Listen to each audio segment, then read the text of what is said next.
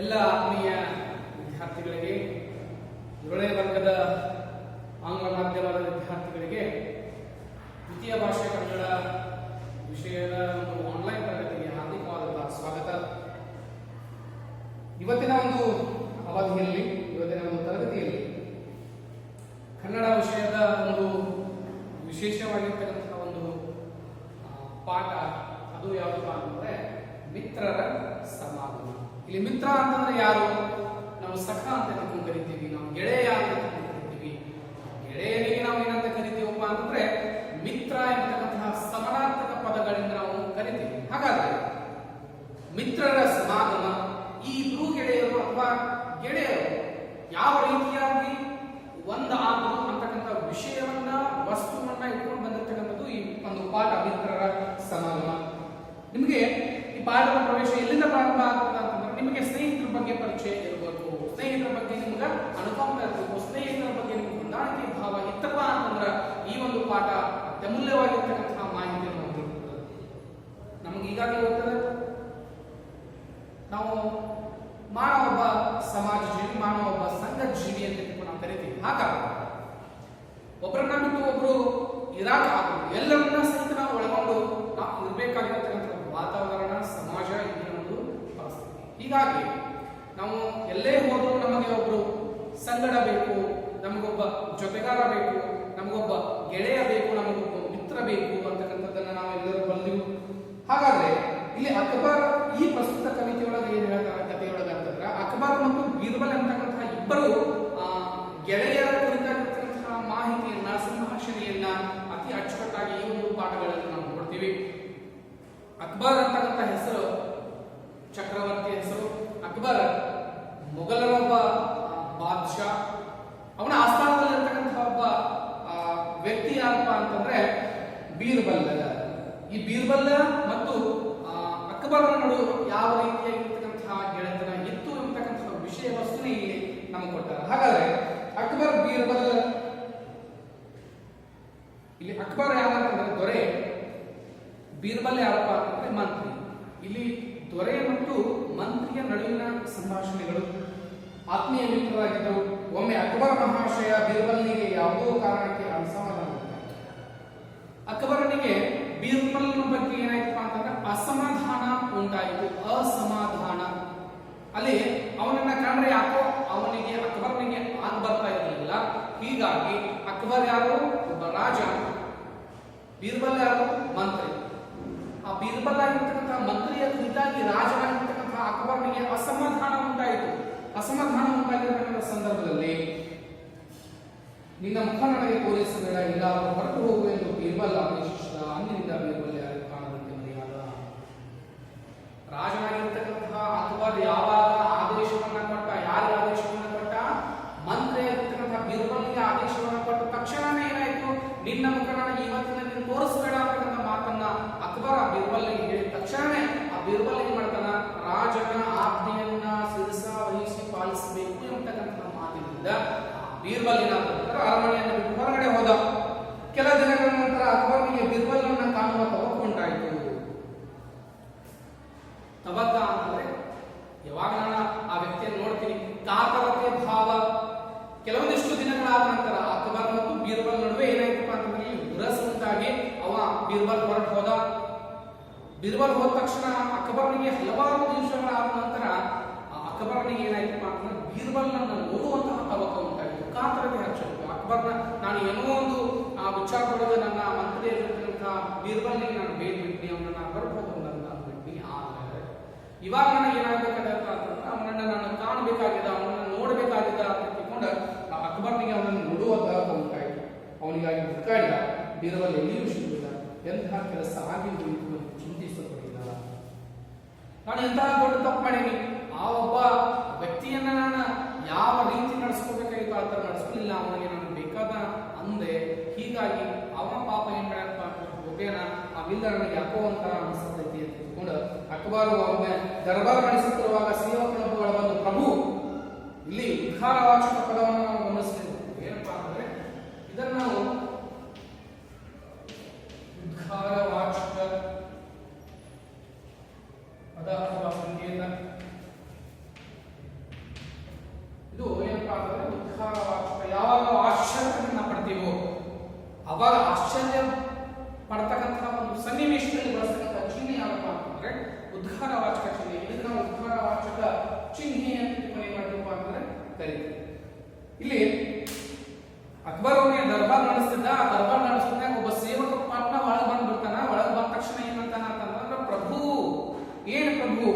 ಅರಮನೆಯ ದ್ವಾರದಲ್ಲಿ ಒಬ್ಬ ಸಾಧು ಬಂದಿದ್ದಾರೆ. ಅರಮನೆಯ ದ್ವಾರದೊಳಗೆ, ದ್ವಾರ ಅಂತಂದ್ರೆ ಬಾಗಿಲು, ದ್ವಾರ.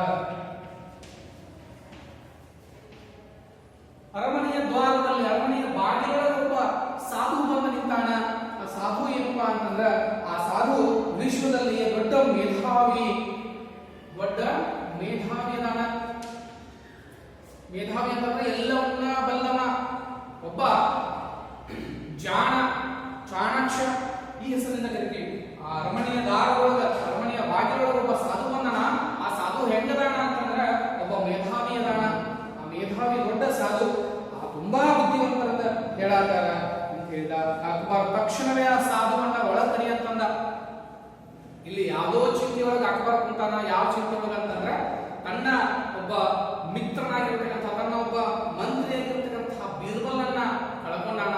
ಹೀಗಾಗಿ ಆ ಒಂದು ಚಿಂತೆಯಲ್ಲಿ ಇರ್ತಕ್ಕಂತಹ ಪ್ರಸಂಗದೊಳಗೆ ಒಬ್ಬ ಸೇವಕ ಒಳಗೊಂಡ, ಪ್ರಭುಗಳೇ, ಅರಮನೆಯ ದ್ವಾರದೊಳಗ, ಅರಮನೆಯ ಬಾಗಿಲೊಳಗೆ ಒಬ್ಬ ಸಾಧು ಬಂದನ. ಅವ್ನು ಹೆಂಗದಾನಪ್ಪ ಅಂತಂದ್ರೆ ಅತ್ಯಂತ ಜಾಣ ಸಾಧುದಾನ, ಅತ್ಯಂತ ಮೇಧಾವಿದಾನ. ಅವನನ್ನ ಎಲ್ಲರೂ ವಿಶ್ವದೊಳಗೆ ಎಲ್ಲರೂ ಕೊಂಡಾಡತಾರ ಅಂತ ಹೇಳಿದ ತಕ್ಷಣನೇ ಆ ಒಬ್ಬ ರಾಜನಾಗಿರ್ತಕ್ಕಂಥ ಅಕ್ಬರ್ ಅವನನ್ನ ಒಳಗೆ ತರಲು ಹೇಳಿದ.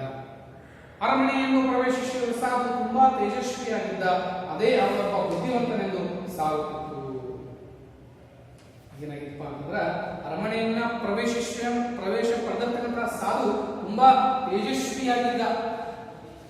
ತೇಜಸ್ವಿ ಅಂತಂದ್ರೆ ಅತ್ಯಂತ ಕಾಂತಿಯಿಂದ ಕೂಡಿದ್ದ. ಹೊಳಿತಾ ಇದ್ದ ಅವನ ಮುಖ ಒಂದ ತಕ್ಷಣ ತೇಜಸ್ಸಿಂದ ಕೂಡಿತ್ತು. ಅವನಿನ ಮುಖ ಕಾಂತಿಯಿಂದ ಕೂಡಿತ್ತು. ಎಲ್ಲರನ್ನ ಸೆಳೆಯತಕ್ಕಂತಹ ಆ ಮುಖವ ಭಾವ, ಹಾವಭಾವಗಳ ಅವನಲ್ಲಿ. ಹೀಗಾಗಿ ಆ ಸಾಧು ಏನ್ ಮಾಡ್ತಾನೆ ಅಂದ್ರ, ಅರಮನೆಯನ್ನ ಪ್ರವೇಶಿಸಿದ ಸಾಧು ತುಂಬಾ ತೇಜಸ್ವಿಯಾಗಿದ್ದ.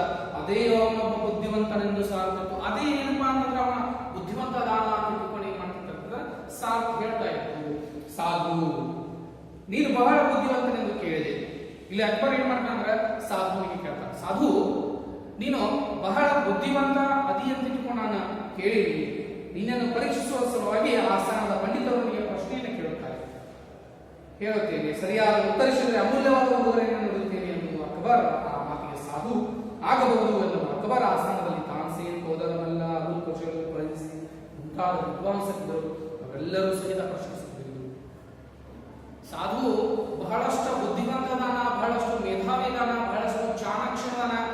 ಹೀಗೆ ಅವೊಬ್ಬ ಬುದ್ಧಿವಂತನಂತ ಸಾರ್ತಿತ್ತು. ಅವನನ್ನ ಪ್ರಶ್ನಿಸಬೇಕು ಅಂತ ತಿಳ್ಕೊಂಡು ಅವನನ್ನ ಅರಮನೆಯೊಳಗೆ ಕರೀತಾನ.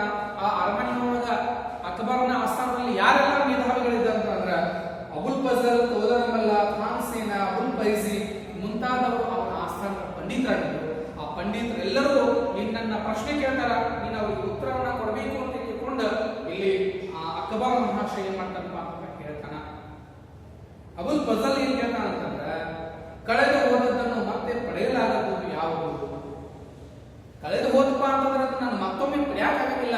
ಅದಕ್ಕೆ ಉತ್ತರ ಹೇಳುವಂತ ತಕ್ಷಣ ಅಲ್ಲಿ ಸಾಧು ಏನ್ ಮಾಡ್ತಾನೆ ಅಂತಂದ್ರೆ, ಜೀವ, ಅವಕಾಶ, ಸಮಯ. ಜೀವ ಹೋತಂದ್ರೆ ಮತ್ತೆ ಬರ್ತದೇನೋ ಇಲ್ಲ. ಒಂದು ಸಮಯ ಮತ್ತೊಂದು ಸರಿ ಕಳಿತಪ್ಪ ಅಂತಂದ್ರೆ ಆ ಸಮಯ ವಾಪಸ್ ಬರ್ತದೇನೋ ಇಲ್ಲ. ಅವಕಾಶಗಳು ಎಷ್ಟೋ ಸಾರಿ ನನಗೆ ಅವಕಾಶ ಸಿಗ್ತಿರ್ತಾವ, ಅದನ್ನ ನಾನು ಸದುಪಯೋಗ ಪಡಿಸಿ ಅದನ್ನ ಸರಿಯಾದ ರೀತಿಯೊಳಗೆ ಉಪಯೋಗ ತಗೊಂಡ್ರ ಆ ಸಮಯಕ್ಕೆ ನಾನು ಬೆಲೆ ಕೊಟ್ಟಂಗ. ಆ ಸಮಯ ಕಳೆದು ಹೋದಪ್ಪ ಅಂತಂದ್ರ ಆ ಅವಕಾಶ ಮರಳಿ ಬರಂಗಿಲ್ಲ, ಆ ಅವಕಾಶಗಳು ಮತ್ತೊಂದು ಸರಿ ಹುಡ್ಕೊಂಡು ಬರಂಗಿಲ್ಲ ಅಂತ ಉತ್ತರವನ್ನು ಕೊಟ್ಟ. ಅದೇ ರೀತಿಯಾಗಿ ಇನ್ನೊಬ್ಬ ಪಂಡಿತರಾಗಿರ್ತಕ್ಕಂಥ ಕೋದರಮಲ್ಲ ಕೇಳ್ತಾನ, ಜಗತ್ತಿನಲ್ಲಿ ಅತ್ಯಂತ ಉತ್ತಮವಾಗಿರ್ತಕ್ಕಂಥ ಸ್ನೇಹಿತನ ಯಾರು? ಅತ್ಯುತ್ತಮವಾಗಿರ್ತಕ್ಕಂಥ ಸ್ನೇಹಿತರು ಇಡೀ ಜಗತ್ತೊಳಗ ಅತ್ಯುತ್ತಮ ಸ್ನೇಹಿತ ಯಾರು ಅಂತ ಕ್ವಶನ್ ಕೇಳಿದ, ಪ್ರಶ್ನೆಯನ್ನು ಕೇಳಿದ. ಅದಕ್ಕೆ ಯುಕ್ತಾಯುಕ್ತ ಪರಿಜ್ಞಾನ, ವ್ಯಕ್ತಿಯ ಮುಂದಾಲೋಚನೆ. ಇಲ್ಲಿ ಏನ್ ಹೇಳ್ತಾನ ಅಂತಂದ್ರೆ, ಅವನ ಪರಿಜ್ಞಾನ, ಅವನ ಮುಂದಾಲೋಚನೆ, ಅವನೊಬ್ಬ ಸ್ನೇಹಿತ. ನಾನು ಮುಂದೆ ಏನಾಗಬೇಕು, ಮುಂದಿನ ಒಂದು ಹಂತ ಅಥವಾ ಮುಂದೆ ಏನಾಗ್ತದ ಅದನ್ನ ನಾನು ಇವತ್ತೇ ಬಲ್ಲವನಾಗಿದ್ರೆ ನನಗೆ ಇಂತಹ ಒಂದು ಮುಂದಾಲೋಚನೆ ನನಗೊಬ್ಬ ಅತ್ಯುತ್ತಮ ಸ್ನೇಹಿತ, ಅತ್ಯುತ್ತಮ ಪರಿಜ್ಞಾನ ಅಂತ ತಿಳ್ಕೊಂಡು ಹೇಳಿದ. ಇನ್ನು ಫೈಜಿ ಏನ್ ಕೇಳ್ತಾರಪ್ಪ ಅಂತಂದ್ರೆ, ವಿಶ್ವದಲ್ಲಿ ಅತ್ಯಂತ ಉತ್ತಮವಾಗಿರ್ತಕ್ಕಂಥ ವಸ್ತು ಯಾವುದು? ನಾವು ವಸ್ತುಗಳನ್ನ ಅನೇಕ ರೀತಿಯಾಗಿರ್ತಕ್ಕಂಥ ವಸ್ತುಗಳನ್ನ ಆಡಿಬಹುದು. ಒಂದು ಬೆಂಚ್ ಆಗಿರ್ಬೋದು, ಒಂದು ಪೆನ್ ಆಗಿರ್ಬೋದು, ಅಥವಾ ಒಂದು ಬಳಪ ಆಗಿರ್ಬೋದು, ಒಂದು ಪುಸ್ತಕ ಆಗಿರ್ಬೋದು, ಎಲ್ಲವೂ ಸಹಿತ ಒಂದು ವಸ್ತುಗಳಲ್ಲಿ ಯಾವುದಕ್ಕೆ ಜೀವಿನೋ ಯಾವ ಅದಕ್ಕೆಲ್ಲ ನಾವು ಏನ್ ಕರೀತೀವಪ್ಪ ಅಂತಂದ್ರೆ ವಸ್ತುಗಳು ಅಂತ ಕರೀತಾರೆ. ಇಲ್ಲಿ ಪ್ರಮುಖವಾಗಿ ಫೈಸಿ ಏನ್ ಕೇಳಿದ ಅಂತಂದ್ರೆ ವಿಶ್ವದಲ್ಲಿ ಅತ್ಯುತ್ತಮವಾಗಿರ್ತಕ್ಕಂಥ ವಸ್ತು ಯಾವುದು? ಅದಕ್ಕೆ ಸಾಧುವಿಂದ ಬಂದಂತ ಉತ್ತರ ಜ್ಞಾನ. ಜ್ಞಾನನೇ ಅತ್ಯಂತ ಉತ್ತಮವಾಗಿರ್ತಕ್ಕಂಥ ವಸ್ತು. ಜ್ಞಾನಕ್ಕಿಂತ ದೊಡ್ಡದು ಯಾವುದೂ ಇಲ್ಲ. ಜ್ಞಾನವೇ ಬಲ, ಜ್ಞಾನವೇ ಗುರು ಅಂತ ನಾವು ಏನ್ ಮಾಡಬಹುದು, ಕರಿಬಹುದು. ವಿದ್ವಾಂಸರು ಕೇಳಿದ ಪ್ರಶ್ನೆಗಳಿಗೆ ಸಾಧು ಸರಾಗವಾಗಿ ಉತ್ತರಿಸಿದ. ಇವರೆಲ್ಲ ಪ್ರಶ್ನೆ ಕೇಳಿದ್ರು. ಈ ಪ್ರಶ್ನೆಗಳೇ ಸಾಧು ಏನು ಅನಿಸ್ಲಿಲ್ಲ ಅಂತಂದ್ರೆ ಅತ್ಯಂತ ಕ್ಲಿಷ್ಟ ಅನಿಸ್ಲಿಲ್ಲ. ಸರಳವಾಗಿ ಉತ್ತರಗಳನ್ನ ಹೇಳ್ಕೊತ ಬಂದ ತಕ್ಷಣ ಮಾನಸಿಕ ಒಬ್ಬ ವ್ಯಕ್ತಿಯ ಅತ್ಯುತ್ತಮ ಸಾಮರ್ಥ್ಯ ಯಾವುದು, ಮಾರುತಕ್ಕಿಂತ ವೇಗ ಯಾವುದು, ಅತ್ಯಂತ ಸಿಹಿಯಾಗುವುದು ಯಾವುದು ಎಂಬ ಪ್ರಶ್ನೆಗಳ ಸುರಿಮಳೆಗಳನ್ನ ಹಾಗೆ ಹೇಗೆ ಅಂತಂದ್ರೆ ಇಷ್ಟೆಲ್ಲ ಜನ ಒಂದೊಂದೇ ಪ್ರಶ್ನೆಗಳನ್ನ ಕೇಳಿದ್ರ, ಆದ್ರೆ ಮಾನಸಿಕ ಏನ್ ಮಾಡ್ತಾರೆ ಅಂತಂದ್ರೆ 3-4 ಪ್ರಶ್ನೆಗಳನ್ನ ಒಮ್ಮೆಯ ಆ ವ್ಯಕ್ತಿಯ ಮೇಲೆ, ಆ ಸಾಧುವಿನ ಮೇಲೆ ಪ್ರಯೋಗಗಳನ್ನು ಮಾಡಿದಾಗ ಸಾಧುವಿನಿಂದ ಏನು ಉತ್ತರ ಬರ್ತಂದ್ರೆ ಅತ್ಯಂತ ಉತ್ತಮವಾಗಿರುವ ಸಾಮರ್ಥ್ಯ, ಮಾರುತಕ್ಕಿಂತ ವೇಗ, ಅತ್ಯಂತ ಸಿಹಿಯಾಗುವುದು ಎಂಬ ಪ್ರಶ್ನೆಗಳನ್ನ ಸುರಿಮಳೆಗಳಿದ ವ್ಯಕ್ತಿಯ ಅತ್ಯುತ್ತಮ ಸಾಧನ, ಆತನ ಸಾಮರ್ಥ್ಯ, ಧೈರ್ಯ, ಮಾರುತಕ್ಕಿಂತ ವೇಗ, ಮನುಷ್ಯನ ಕಲ್ಪನೆ ಅತ್ಯಂತ ಸುಲಭವಾಗಿದ್ದು ಮಗುವಿನ ನಗು ಎಂಬಂತಹ ಉತ್ತಮವಾಗಿರ್ತಕ್ಕಂಥ ಒಂದು ಉತ್ತರವನ್ನು ಕೊಟ್ಟ. ಇಲ್ಲಿ ಏನ್ ಹೇಳ್ತಾನೆ ಅಂತಂದ್ರೆ ಅತ್ಯುತ್ತಮ ಸಾಮರ್ಥ್ಯ, ಆತನ ಧೈರ್ಯ. ನಾನು ಯಾವಾಗ ಧೈರ್ಯ ವಹಿಸಿ ಮುಂದೆ ಹೋಗ್ತಾನೋ ಅಷ್ಟು ಜಯಶಾಲಿ ನಾನು ಆಗ್ತೀನಿ. ಇಲ್ಲ ಅಂತಂದ್ರೆ ಏನಾಗ್ತದೆ, ಒಬ್ಬ ಆತನ ಧೈರ್ಯ. ಮಾರುತಕ್ಕಿಂತ ವೇಗ ಅಂತಂದ್ರೆ ಅವನ ಕಲ್ಪನೆ. ಮಾರುತಗಳು ಇಷ್ಟು ಕಿಲೋಮೀಟರ್ ಒಳಗೆ ಬೀಸ್ತಾವ ಅಂತ ನಾವು ಕಲ್ಪನೆ ಮಾಡ್ಕೋಬಹುದು. ಒಂದು 150, 160, 180 ಏನಿದು ಕಿಲೋಮೀಟರ್ ಪರ್ ಗಂಟೆಗೆ ಏನ್ ಮಾಡ್ಬೇಕಂದ್ರೆ ಮಾರುತ ವೇಗ ಕರೆದ್ರೆ ನಾನು ಒಂದೇ ಕ್ಷಣದೊಳಗೆ ಇಲ್ಲಿಂದ ನಾನು ಅಮೆರಿಕಾದ ಯೋಚನೆ ಮಾಡಬಹುದು, ಇಲ್ಲಿಂದ ನಾನು ಇಂಗ್ಲೆಂಡಿಗೆ ಯೋಚನೆ ಮಾಡಬಹುದು, ಇಲ್ಲಿಂದ ನಾನು ಬೆಂಗಳೂರಿಗೆ ಯೋಚನೆ ಮಾಡಬಹುದು, ಇಲ್ಲಿಂದ ದೆಹಲಿಗೆ ಯೋಚನೆ ಮಾಡಬಹುದು. ಹೀಗೆ ಏನಪ್ಪಾ ಅಂತಂದ್ರೆ ಆ ಮಾರುತಗಳಿಗಿಂತ ವೇಗ ಯಾವುದು ಅಂತಂದ್ರೆ ಮನುಷ್ಯನ ಕಲ್ಪನೆಯ ಶಕ್ತಿ. ಅವನು ಇಲ್ಲೇ ಕೂತು ಒಂದೇ ನಿಮಿಷದೊಳಗೆ, ಒಂದೇ ಸೆಕೆಂಡ್ ಒಳಗೆ ಬೇರೆ ರಾಜ್ಯದ, ಬೇರೆ ರಾಷ್ಟ್ರದ ಬಗ್ಗೆ ಕಲ್ಪನೆಯನ್ನು ಇಟ್ಕೊತಾರಲ್ಲ, ಅದು ಅಂತ ಹೇಳಿದ. ಅತ್ಯಂತ ಸಿಹಿಯಾದದ್ದು ಆ ಮಗುವಿನ ನಗು. ಮಗುವಿನ ನಗು ಏನಪ್ಪಾ ಅಂದ್ರೆ ಅತ್ಯಂತ ಸಿಹಿಯಾಗಿರ್ತಕ್ಕಂತಹ ಒಂದು ವಸ್ತು ಅಂತ ತಿಳ್ಕೊಂಡು ಏನ್ ಮಾಡ್ತಾರಪ್ಪ ಅಂತ ಹೇಳಿದ. ಇಲ್ಲಿ ಸಂಗೀತದಲ್ಲಿ ತಾನ್ಸೇನ್ ಹೇಳ್ತಾರೆ, ಸಂಗೀತದಲ್ಲಿ ಅವಿನಾಶಿ ಯಾವುದು? ಅವಿನಾಶಿ ಅಂತಂದ್ರೆ ಸ್ವರಗಳನ್ನು ತಿಳ್ಕೊಂಡು ಉತ್ತರವನ್ನು ಕೊಟ್ಟ. ವಿದ್ವಾಂಸರೆಲ್ಲರೂ ಸಾಧುವಿನ ಬುದ್ಧಿವಂತಿಕೆಯನ್ನ ಮೆಚ್ಚಿಕೊಂಡರು.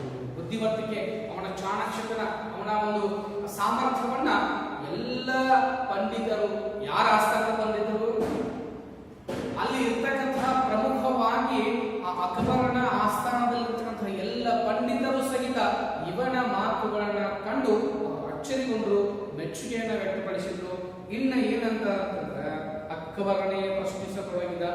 ಅಕ್ಬರ ಏನ್ ಮಾಡಕಂತಂದ್ರೆ ಪ್ರಶ್ನೆ ಮಾಡಕ ಪ್ರಾರಂಭ ಮಾಡಿದ. ಏನಂತ ಮಾಡಿದ? ಮೊದಲನೇ ಪ್ರಶ್ನೆ, ಅಕ್ಬರ್ ರಾಜ್ಯಭಾರ ನಡೆಸುವಲ್ಲಿ ನೆರವಾಗುವ ಅತ್ಯಂತ ಮುಖ್ಯವಾದ ಅಂಶ ಯಾವುದು?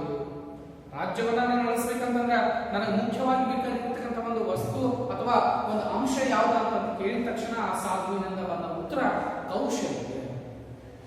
ನಾವು ಸ್ಕಿಲ್ ಅಂತ ತಿಳ್ಕೊಂಡು ಕರಿತೀವಲ್ಲ, ಆ ಸ್ಕಿಲ್ ಏನಾಗ್ತದೆ ಅಂತಂದ್ರೆ ಮನುಷ್ಯನ ಒಂದು ಪರಿಪೂರ್ಣ ಆಲೋಚನೆಯ ಬುದ್ಧಿಶಕ್ತಿಗೆ ಏನಾಗ್ತದೆ ಅಂತಂದ್ರೆ ಅದು ಹೊಂದಾಣಿಕೆ ಆಗ್ತದೆ. ಹೀಗಾಗಿ ನನ್ನ ಒಂದು ಆಲೋಚನೆಗಳು, ನನ್ನ ಒಂದು ಕೌಶಲ್ಯಗಳು, ನಾನು ಯಾವ ರೀತಿ ಅದನ್ನ ಅಭಿವ್ಯಕ್ತಗೊಳಿಸ್ತೀನಿ ಅಂತಕ್ಕಂಥದ್ದು ಆಧಾರದ ಮೇಲೆ ಏನಾಗ್ತದೆ ಅಂತಂದ್ರೆ ಮಾಹಿತಿಗಳು ಒಳಗೊಂಡಿರ್ತವೆ. ಹೀಗಾಗಿ ಅಕ್ಬರ್ ರಾಜ್ಯಭಾರವನ್ನು ನಡೆಸ್ತಕ್ಕಂತಹ ಸಂದರ್ಭದಲ್ಲಿ ಬೇಕಾಗ್ತಕ್ಕಂಥ ಮುಖ್ಯವಾಗಿರ್ತಕ್ಕಂಥ ಅಂಶ ಯಾವುದು ಅಂತ ಹೇಳಿದ ತಕ್ಷಣ ಅವನಿಗೆ ಉತ್ತರ ಕೌಶಲ್ಯ. ಇದಕ್ಕೆ ಅವನ ಮೆಚ್ಚುಗೆಯನ್ನು ತೋರಿಸಿದ.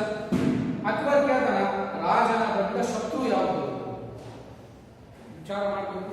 ರಾಜನಿಗೆ ಒಂದು ದೊಡ್ಡ ಶತ್ರುನೇ ಯಾವಪ್ಪ ಅಂತಂದ್ರೆ ಅವನ ಒಂದು ಸ್ವಾರ್ಥ ಮನೋಭಾವನೆ. ಪ್ರತಿಯೊಬ್ಬ ವ್ಯಕ್ತಿಯಲ್ಲಿಯೂ ಕೈತ ಏನಾಗಿರ್ತಕ್ಕಂಥ ಸ್ವಾರ್ಥದ ಭಾವನೆ. ನನಗೇ ಆಗಬೇಕು, ನನ್ನಿಂದೇ ಆಗಲಿಲ್ಲ, ನಾನೇ ಎಲ್ಲದಕ್ಕೂ ಕಾರಣ, ಇದೆಲ್ಲವೂ ಸಹಿತ ನನಗೆ ಬೇಕು ಅಂತಕ್ಕಂಥದ್ದು ಏನಪ್ಪಾ ಅಂತಂದ್ರೆ ಸ್ವಾರ್ಥ. ಈ ಸ್ವಾರ್ಥ ಅಂತಕ್ಕಂಥ ಭಾವನೆ ಯಾವಾಗ ಕಳೀತದನೋ, ಅವಾಗ ನಿಸ್ವಾರ್ಥ ಭಾವ ಯಾವಾಗ ಮೈಯೊಳಗೆ ಕೂಡ್ತದನೋ, ಎಲ್ಲ ನಿಮ್ಮಿಂದ, ನಿಮಗಾಗಿ, ನಿಮಗೋಸ್ಕರ ಅಂತ ನಾವೆಲ್ಲರೂ ಯಾವಾಗ ತನ್ನ ಆ ಮನದಿಂದ ನಾವು ಆರಾಧನೆ ಮಾಡ್ತೀವಿ, ಅದನ್ನ ಹೇಳ್ತೀವಲ್ಲ, ಅದು ಏನಪ್ಪಾ ಅಂತಂದ್ರೆ ನಿಜವಾಗಿರ್ತಕ್ಕಂಥ ಒಂದು ರಾಜನ ಸ್ಥಾನವನ್ನ ಹೇಳ್ತದೆ. ಇಲ್ಲಿ ರಾಜನಿಗೆ ಅತ್ಯಂತ ದೊಡ್ಡ ಶತ್ರುನೇ ಅವನ ಸ್ವಾರ್ಥ. ಅಕ್ಬರ್ ಚಕ್ರವರ್ತಿ ಸಾಧುವಿನ ಉತ್ತರದಿಂದ ಸಂತಸಪಟ್ಟ. ಸಂತಸ ಅಂತಂದ್ರೆ ಖುಷಿ ಅಂತ ನಾವು ಕರೀತೀವಿ. ಇಲ್ಲಿ ಅಕ್ಬರ ಚಕ್ರವರ್ತಿ ಸಾಧುವಿನ ಉತ್ತರದಿಂದ ಸಂತಸಪಟ್ಟ. ಅವನಿಗೆ ನನ್ನ ಸ್ಥಾನದಲ್ಲಿ ಒಂದು ಸ್ಥಾನವನ್ನು ಕೊಡುವಾಗಿ ಹೇಳಿದ. ನಂತರ, ಅಯ್ಯ, ಸಾಧುಗಳಿಗೆ ವಿಶೇಷ ಶಕ್ತಿಗಳಿರುತ್ತದೆ ಎಂದು ಕೇಳಿದ್ದೇನೆ, ನಿನಗೆ ಅಂತ ಯಾವುದಾದ್ರೂ ಶಕ್ತಿ ಇದೆಯೇ ಎಂದು ಅಕ್ಬರ್ನು ಕೇಳಿದನು. ಏನ್ ಕೇಳ್ತಾನಪ್ಪ ಅಂತಂದ್ರೆ ಅಕ್ಬರ್ ಅನೇಕ ರೀತಿಯಾಗಿರ್ತಕ್ಕಂಥ ಪ್ರಶ್ನೆಗಳನ್ನ ಯಾರಿಗೆ ಮಾಡಿದ್ರು? ಸಾಧುವಿಗೆ ಮಾಡಿದ. ಸಾಧು ಏನ್ ಮಾಡಿದಪ್ಪ ಅಂತಂದ್ರೆ ಅಕ್ಬರನಿಗೆ ಸರಾಗವಾಗಿ ಉತ್ತರವನ್ನು ಕೊಟ್ಟ ಅಕ್ಬರನಿಗೆ ಸಂತೋಷವನ್ನು ವ್ಯಕ್ತಪಡಿಸಿದ. ಹೀಗಾಗಿ ಅಕ್ಬರ್ ಏನಂತ ಹೇಳಕ ಹೊರಟ ಅಂತಂದ್ರೆ ಏನಪ್ಪಾ, ಸಾಧುಗಳಿಗೆ ಅತ್ಯಂತ ಮುಂದಾಲೋಚನೆ ಶಕ್ತಿ ಇರ್ತದೆ, ತೀಕ್ಷ್ಣ ಬುದ್ಧಿವಂತಿಕೆ ಇರ್ತದೆ. ನಾನು ನಿನ್ನಲ್ಲಿ ಒಂದು ಪ್ರಶ್ನೆಯನ್ನು ಆಯ್ಕೆ ಮಾಡ್ತೀನಿ. ಅಯ್ಯ, ಸಾಧುಗಳಿಗೆ ವಿಶೇಷ ಪ್ರಶ್ನೆ ಏನಪ್ಪಾ ಅಂತಂದ್ರೆ ವಿಶೇಷ ಶಕ್ತಿಗಳಿರ್ತಾವ ಅಂತ ಕೇಳಿದ್ದೇನೆ. ಅಂತಹ ಶಕ್ತಿ ನಿನ್ನಲ್ಲಿ ಎದವಾನ ಅಂತ ಕೇಳಿದ ತಕ್ಷಣ ಸಾಧು ಹೌದು, ತಾವು ಯಾರನ್ನಾದರೂ ನೋಡುವ ಇಚ್ಛೆ ಇದ್ದರೆ ಅವರನ್ನು ನಿಮ್ಮ ಕಣ್ಣು ಮುಂದೆ ತಕ್ಷಣ ಮಾತ್ರದಲ್ಲಿ ನಾನು ತರಿಸಬಲ್ಲೆ. ಅವಾಗ ಏನ್ ಹೇಳ್ತಾರಪ್ಪ ಅಂತ ಸಾಧು, ನಿಮ್ಗೆ ಯಾರಾದ್ರೂ ಸದ್ಯಕ್ಕೆ ನೋಡಾಕ ಇಚ್ಛೆ ಆಯ್ತಾನೆ ಹೇಳ್ಬಿಡ್ರಿ, ನಾನು ಅವರನ್ನ ಸದ್ಯದೊಳಗೆ ಕಣ್ಣು ಮುಂದೆ ನಿಮಗೆ ತರಿಸ್ಬಿಡ್ತೀನಿ ಅಂತ ತಿಳ್ಕೊಂಡು ಏನ್ ಮಾಡ್ತಾನ ಅಂತಂದ್ರ ಆ ಸಾಧು ಅಕ್ಬರ್ನಿಗೆ ಹೇಳಿದ. ಅಕ್ಬರ್ ಇಲ್ಲಿ ಯಾರನ್ನ ನೋಡಬೇಕು ಅಂತ ತಿಳ್ಕೊಂಡು ಹವಣಿಸ್ತಾ ಇದ್ದ ಅಂತಂದ್ರೆ ತನ್ನ ಪ್ರಿಯನಾಗಿರ್ತಕ್ಕಂಥ ಮಿತ್ರನಾಗಿರ್ತಕ್ಕಂಥ ಮಂತ್ರಿಯಾಗಿರ್ತಕ್ಕಂಥ ಬೀರ್ಬಲ್ನ. ಹೌದಾ? ಇಲ್ಲಿ ಆ ಒಬ್ಬ ಸಾಧು ಅಥವಾ ಸನ್ಯಾಸಿ ಅವನಿಗೆ ಹೇಳ್ತಾನ ಅಕ್ಬರ್ನಿಗೆ, ನೀವು ಯಾವಾಗಾದ್ರೂ ನೋಡುವಂತ ಇಚ್ಛೆ ಇದ್ರೆ ಹೇಳ್ರಿ, ನಾನು ಸದ್ಯ ತರಿಸ್ಕೊಡ್ತೀನಿ ಅಂತ ತಿಳ್ಕೊಂಡು ಹೇಳ್ತಾನ. ಹಾಗಾದ್ರೆ ನನ್ನ ಮಂತ್ರಿ ಬೀರ್ಬಲ್ ಕಾಣೆಯಾಗಿದ್ದಾನೆ, ಅವನನ್ನು ಕರೆತಾ ಕೊಡೋಣ ಎಂದು ಅಕ್ಬರ್ ಹೇಳಿದ. ಅಕ್ಬರ್ ಹೇಳ್ತಾನ ಏನಪ್ಪಾ ಅಂತಂದ್ರೆ ನನ್ನ ಪ್ರಿಯನಾಗಿರ್ತಕ್ಕಂಥ ಮಿತ್ರನಾಗಿರ್ತಕ್ಕಂಥ ನನ್ನ ಮಂತ್ರಿಯಾಗಿರ್ತಕ್ಕಂಥ ಬೀರ್ಬಲ್ ಕಾಣೆಯಾಗ್ಯಾನ, ಅವನನ್ನು ಸದ್ಯ ತರಿಸ್ಕೊಂಡು ನೋಡುವ ಅಂತ ತಿಳ್ಕೊಂಡ ಅಕ್ಬರ್ ಹೇಳಿದ ತಕ್ಷಣ ಸಾಧು ನಿಧಾನವಾಗಿ ತನ್ನ ಗಡ್ಡ ಮೀಸೆಗಳನ್ನ ಕಳಚಿದ ನಂತರ ತೆಗೆದು ಹಾಕಿದ. ಆ ಸಾಧು ವೇಷದೊಳಗಿದ್ದ, ಆದ್ರೆ ಸಾಧು ಅಲ್ಲ. ಸಾಧು ಏನ್ ಮಾಡ್ತಾನ ಅಂತಂದ್ರೆ ತನ್ನ ಗಡ್ಡ ಮತ್ತು ಮೀಸೆಗಳನ್ನ ಏನ್ ಮಾಡ್ತಾನಪ್ಪ ಅಂತಂದ್ರ ಕಳಚಿದ, ತೆಗೆದ. ಎದುರಿಗೆ ಬೀರ್ಬಲ್ ನಿಂತಿದ್ದ. ಸಾಧು ವೇಷದಲ್ಲಿ ಬಂದಿದ್ದವನು ಅವನೇ. ಸಾಧುವಿನ ವೇಷಗಳನ್ನು ನಾವು ಯಾವಪ್ಪ ಅಂತಂದ್ರೆ ಬೀರ್ಬಲ್ ಸಹಿತ ಏನಾಗಿದೆ ಅಂದ್ರೆ ತನ್ನ ಪ್ರಿಯನಾಗಿರ್ತಕ್ಕಂಥ ಮಿತ್ರ ರಾಜನಾಗಿರ್ತಕ್ಕಂಥ ಅಕ್ಬರ್ನ ಬಿಟ್ಟು ಇರಾಕಿದ್ದಿಲ್ಲ. ಹೀಗಾಗಿ ಆ ಸಾಧು ವೇಷದಲ್ಲಿರ್ತಕ್ಕಂಥ ಬೀರ್ಬಲ್ ಅಕ್ಬರ್ನ ಆಸ್ಥಾನಕ್ಕೆ ಬರ್ತಾನ. ಅಲ್ಲಿ ಪ್ರಶ್ನೆಗಳ ಸುರಿಮಳೆಗೈದಾಗ ಅವರೆಲ್ಲರನ್ನು ಮೆಚ್ಚುಗೆಯನ್ನು ಗಳಿಸ್ಕೊಂಡ. ಹೀಗಾಗಿ ಏನಾಯ್ತಪ್ಪ ಅಂತಂದ್ರೆ ನಿಧಾನವಾಗಿ ತನ್ನ ಗಡ್ಡ ಮೀಸೆಗಳನ್ನ ಕಳಿಸಿದ. ಇವರಿಗೆ ಬೀರ್ಬಲ್ ನಿಂತಿದ್ದ. ಸಾಧುವಿನ ವೇಷದಲ್ಲಿ ಬಂದಿದ್ದವನು ಅವನೇ. ಅಕ್ಬರನಿಗೆ ಸಂತೋಷವಾಯಿತು. ನಿನ್ನ ಉತ್ತರಗಳಿಂದಲೇ ನಿನ್ನನ್ನು ಬೀರ್ಬಲ್ ಎಂದು ಗುರುತಿಸಿದ್ದೆ. ಇಲ್ಲಿ ಅಕ್ಬರ್ ಮಹಾಶಯ ಏನ್ ಹೇಳ್ತಾನಪ್ಪ ಅಂತಂದ್ರೆ, ನೀನು ಈ ರೀತಿ ಉತ್ತರ ಕೊಡೋದು ನೋಡಿ ನನ್ನ ಮನಸ್ಸು ಹೇಳ್ತಾ ಇತ್ತು, ನೀನೇ ಬೀರ್ಬಲ್ ಏನೋ ಅಂತ ತಿಳ್ಕೊಂಡು ಏನ್ ಮಾಡ್ತಾನಪ್ಪ ಅಂತಂದ್ರೆ ಅಂತಿದ್ದ. ನಿನ್ನ ಉತ್ತರಗಳಿಂದಲೇ ನೀನು ಬೀರ್ಬಲ್ ಎಂದು ಗುರುತಿಸಿದ್ದೆ, ಅದಕ್ಕೆ ನಾನು ಈ ಪ್ರಶ್ನೆಯನ್ನು ಹಾಕಿದೆ. ಇನ್ನೊಂದು ಏನಂದ್ರೆ ನನ್ನ ಬಿಟ್ಟು ಹೋಗಬೇಡ ಎಂಬ ಉತ್ತರವನ್ನು ಆತ್ಮೀಯತೆಯಿಂದ ಒಪ್ಪಿಕೊಂಡ. ಇಲ್ಲಿ ಏನಾಗ್ತದ ಅಂತಂದ್ರ ಮಿತ್ರರ ಸಮಾಗಮ ಇದೇ ಏನಪ್ಪಾ ಅಂತಂದ್ರೆ ಮಿತ್ರರ ಒಂದು ಸಮಾಗಮ. ಒಂದ್ಸರಿ ಭೇಟಿ ಆಗಾಕ ಒಂದು ಮುಂದಾಲೋಚನೆ ಇಲ್ಲದೆ ಅವ್ರು ಏನ್ ಮಾಡ್ತಾರ ಅಂದ್ರೆ ಬೇರೆ ಬೇರೆ ಆಗಿರ್ತಾರ. ಮತ್ತೊಂದ್ಸರಿ ಕೂಡುದೇ ಏನಪ್ಪಾ ಅಂತಂದ್ರೆ ಸಮಾಗಮ. ಹಲವಾರು ದಿವಸಗಳ ನಂತರ ನಾವು ಒಂದ್ಸರಿ ಭೇಟಿ ಆಗ್ತೀವಲ್ಲ, ಅದು ಏನಪ್ಪಾ ಅಂತಂದ್ರೆ ಒಂದು ಸಮಾಗಮ ಅಂತ ಕರೀತೀವಿ. ಇಲ್ಲಿ ಅಕ್ಬರ್ ಮತ್ತು ಬೀರ್ಬಲ್ ನಡುವೆ ನಡೆದಿರ್ತಕ್ಕಂತಹ ಸಂಭಾಷಣೆ ನಾವು ನೋಡಿದ್ವಿ. ಅದಕ್ಕೆ ನಾವು ಏನಂತ ಕರೀತೀವಿ ಅಂದ್ರೆ ಮಿತ್ರರ ಸಮಾಗಮ. ಅಕ್ಬರ್ ಮತ್ತು ಬೀರ್ಬಲ್ ಯಾವ ರೀತಿ ಒಂದಾದ್ರು ಅಂತ ನೋಡಿದ್ವಿ.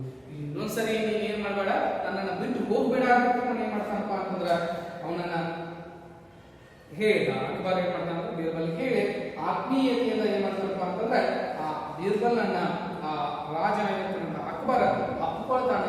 ಇದು ಏನಪ್ಪಾ ಅಂತಂದ್ರೆ ಒಂದು ಪಾಠದ ಸಾರಾಂಶ. ಈ ಪಾಠಕ್ಕೆ ಸಂಬಂಧಿಸಿದಂತಹ ಪ್ರಶ್ನೋತ್ತರಗಳಾಗಲಿ ಈ ಪಾಠದಲ್ಲಿ ಬಂದಂತಹ ಪ್ರಮುಖ ಅಂಶಗಳನ್ನ ನೀವೆಲ್ಲರೂ ಬರೀಬೇಕು ಅಂತ ಹೇಳಿ ಹೀಗೆ ಮುಗಿಸಿ ಮುಂದಿನ ಒಂದು ಹೊಸ